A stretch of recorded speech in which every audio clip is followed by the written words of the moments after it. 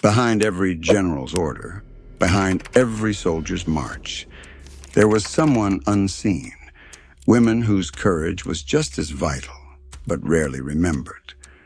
Without them, the war might have been lost before it began.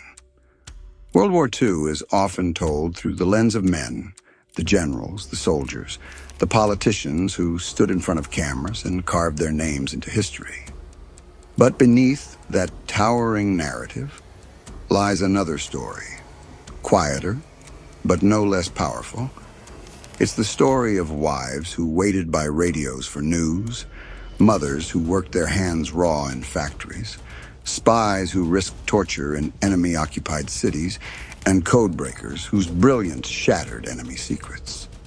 These women didn't march in parades or sign treaties, but their fingerprints are all over the outcome of the war. The opening scenes are cinematic. Trains leaving crowded stations, soldiers waving goodbye while wives and mothers clutch children, uncertain if they'll ever see their loved ones again. Then, the camera pans to smoky factories where women in overalls rivet steel into the skeletons of bombers and tanks. Cut again to dimly lit basements in France where resistance operatives, many of them women, pass coded messages, fully aware a knock at the door could mean execution. While generals like Eisenhower, Montgomery, and Zhukov became household names, countless women fought a war of survival, support, and sacrifice in the shadows. Some held nations together through sheer resilience, feeding children on ration cards and working dawn to dusk in fields and munitions plants. Others carried pistols and false passports, living double lives to infiltrate and sabotage the enemy. Still more worked in near silence, hunched over machines in secret facilities, translating, decrypting, and transmitting intelligence that changed battles before they began. Their contributions were not side notes.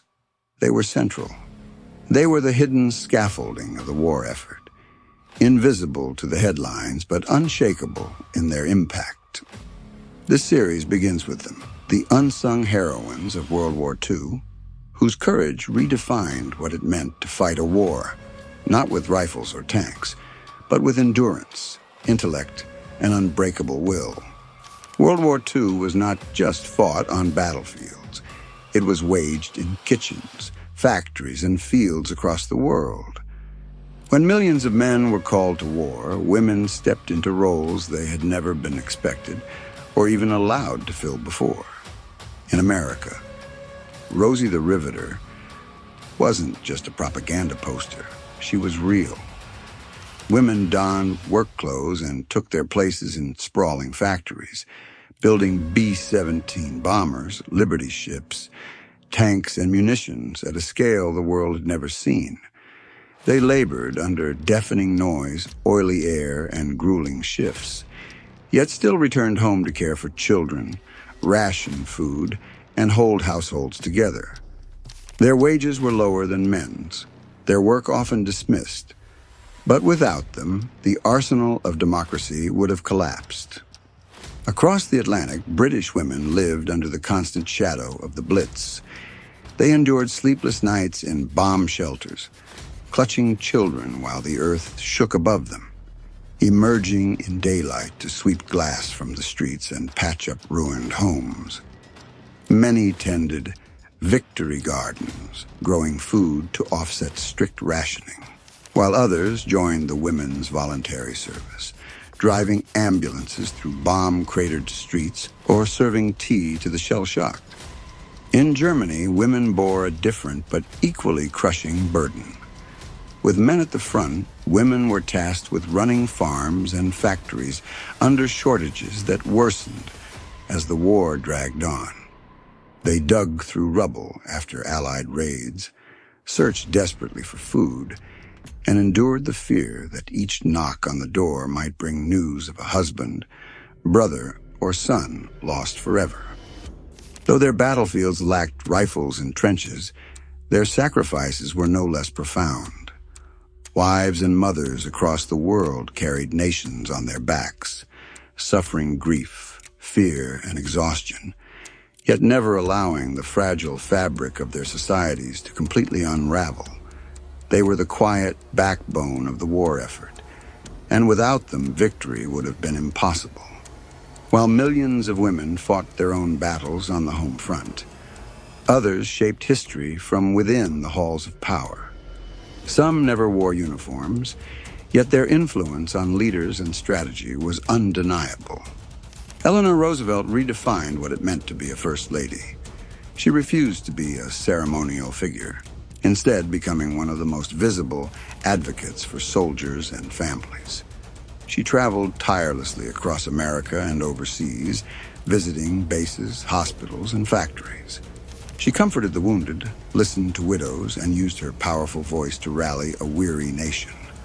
Her influence stretched far beyond Washington.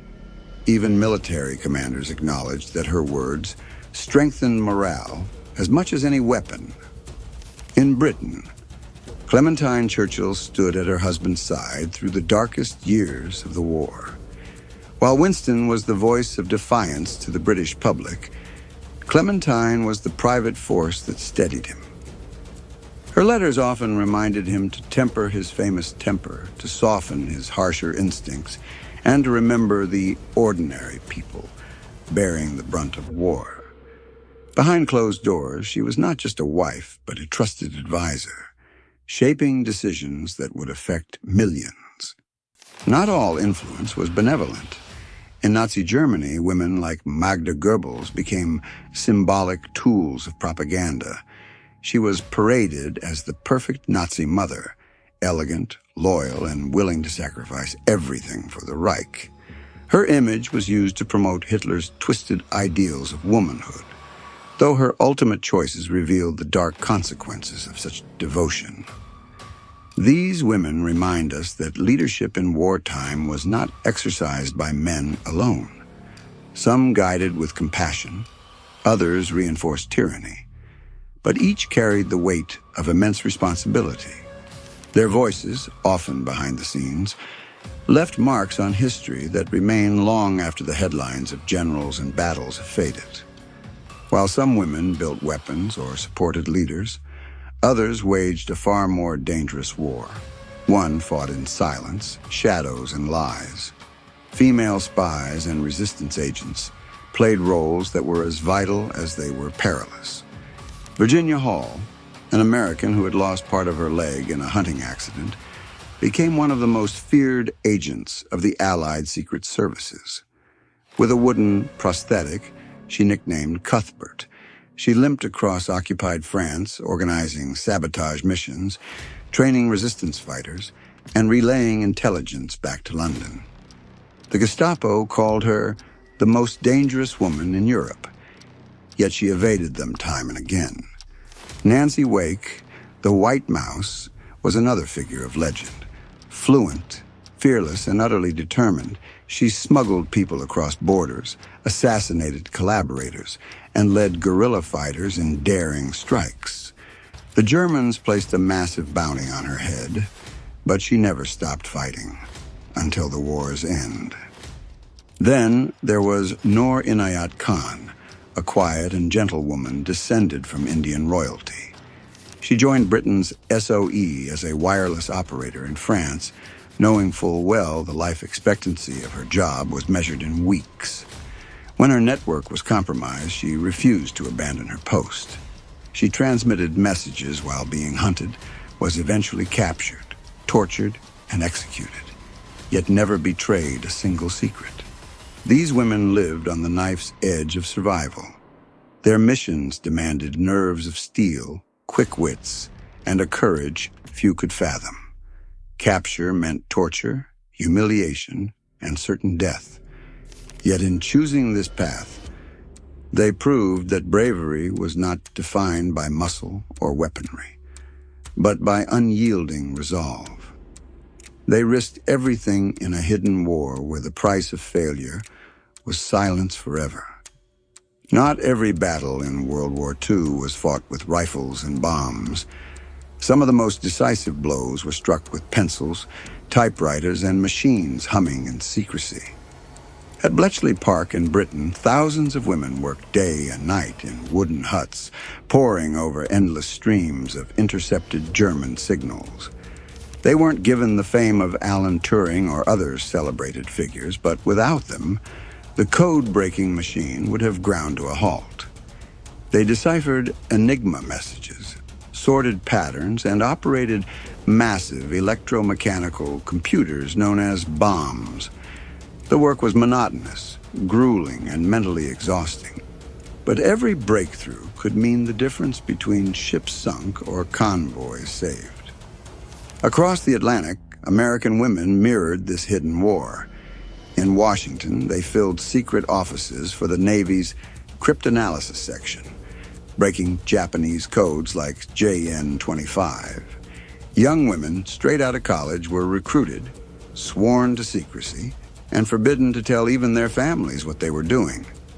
Their translations and pattern spotting revealed enemy movements in the Pacific, allowing Allied forces to ambush Japanese fleets and save thousands of lives. The codebreakers' greatest frustration was the silence. They couldn't brag, couldn't explain the importance of their work, couldn't even share their daily triumphs or failures with husbands or parents. Decades later, many still carried the habit of secrecy, brushing off questions with a simple, "Oh, I just worked in an office during the war." In reality, these women were warriors every bit as crucial as soldiers storming beaches. Their brilliance shortened the war and saved untold lives, yet their names remained hidden for generations, written only in classified files. While codebreakers worked in silence, other women fought with weapons in hand, face to face with the enemy. In occupied Europe, ordinary women became extraordinary. They carried messages tucked in hymns, smuggled grenades in baskets, and guided downed Allied pilots through forests and back to safety. Many were young mothers, students, or farm girls, but when tyranny knocked at their doors, they refused to stand by. In Germany itself, Sophie Scholl and her brother Hans led the White Rose movement, distributing leaflets that condemned Hitler's crimes. They knew the risks.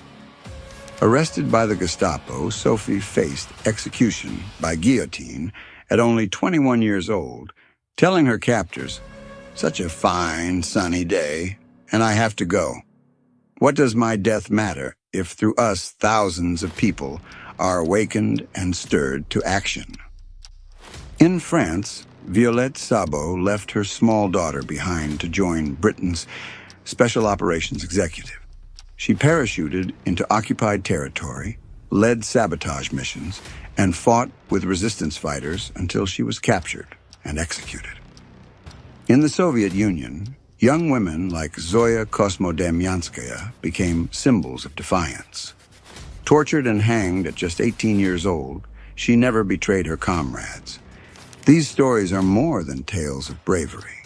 They reveal how deeply women shared the burden of resistance. They fought in forests, city streets, and quiet homes turned into safe houses. They defied empires with nothing but courage and conviction. And though many paid with their lives, their defiance proved that even under the darkest tyranny, the human spirit could not be crushed. The Soviet Union shattered expectations by putting women directly into combat. At a time when most nations limited women to support roles, the Soviets fielded them as snipers, pilots, and machine gunners. Lyudmila Pavlichenko, a quiet student turned soldier, became the deadliest female sniper in history, with over 300 confirmed kills. German soldiers feared her name, and when she toured the United States to rally support, even Eleanor Roosevelt stood in awe. Then there were the Night Witches, an all-female regiment of Soviet pilots who flew ancient biplanes on bombing runs. At night, they cut their engines to silently glide over German positions, releasing bombs with chilling precision. The hiss of their wooden planes in the dark terrified German soldiers, who nicknamed them witches. Their planes were slow and fragile, yet their courage made them legendary. In Britain and America, women also took to the skies. Members of the Women Air Force Service Pilots, WASPS, ferried planes across oceans, trained male pilots, and tested aircraft fresh from factories. Though they weren't sent into combat, their work freed thousands of men to serve on the front lines. Many died in accidents, their sacrifices unrecognized for decades. These women proved that battlefields were not solely for men. Whether sniping in frozen forests, gliding under moonlight to drop bombs, or ferrying powerful warplanes, they demonstrated skill and bravery equal to any soldier. They fought not for recognition, but because the war demanded every ounce of strength, and they gave it without hesitation. Courage in war was rarely free. For women of World War II, bravery often demanded the ultimate price. In Nazi Germany, Magda Goebbels, wife of propaganda minister Joseph Goebbels, became a chilling reminder of how ideology could twist courage into tragedy. In the final days of the Reich, as Hitler's empire collapsed, she killed her 6 children inside the Führer bunker, claiming she could not imagine them living in a world without National Socialism. Her act horrified even hardened soldiers, showing how the war warped the very concept of motherhood.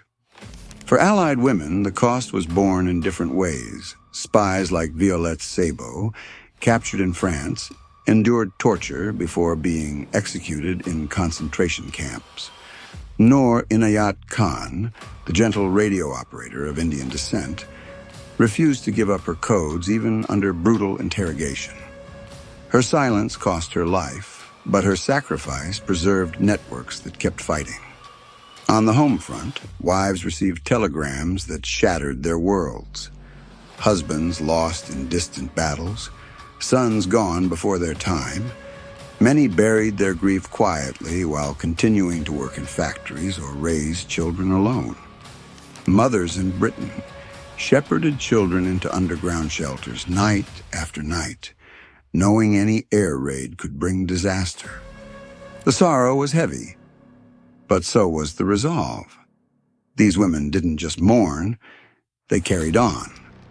Their strength wasn't only in daring missions or acts of rebellion, but in enduring grief without surrendering to despair. Their courage was measured not only in victories, but in resilience, in the unshakable determination to keep going when everything seemed lost. The cost of courage was high, but these women paid it, knowing the future depended on it.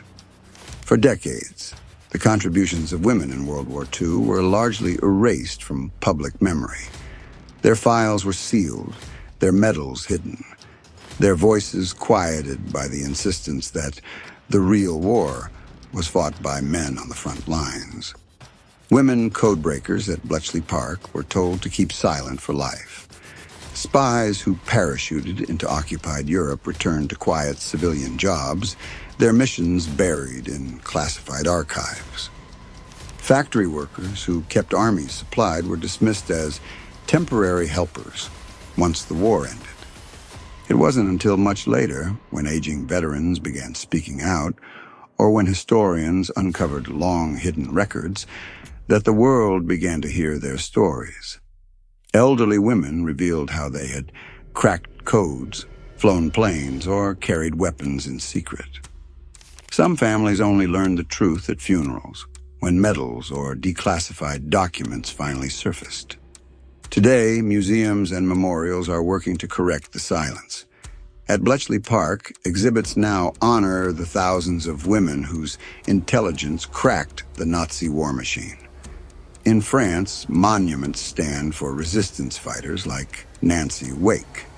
In Russia, the names of female snipers and pilots are etched into history books. Even Hollywood has started to retell these stories, though often too late for the women who lived them to see their recognition.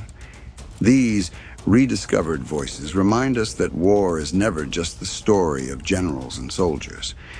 It is also the story of the women who stood in the shadows, often unarmed but never powerless. Their courage, once unsung, now echoes loudly across generations.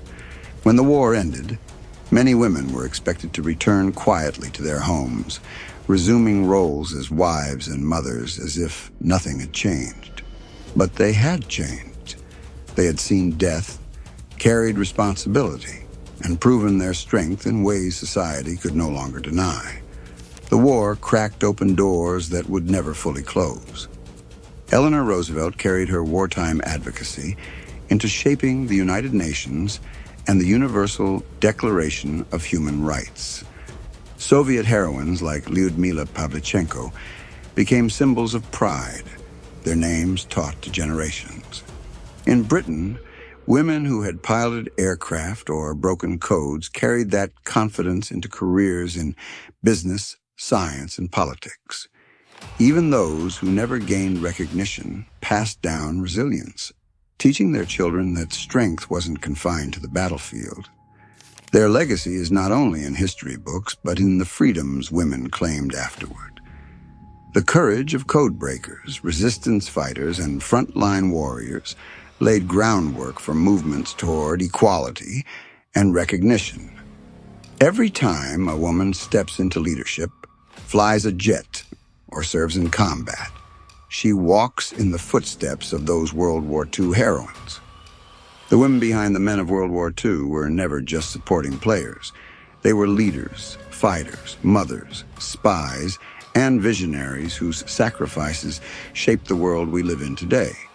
Their legacy is stitched into the fabric of freedom itself, a lasting reminder that courage has many faces, and often the bravest stories are the ones whispered in the shadow.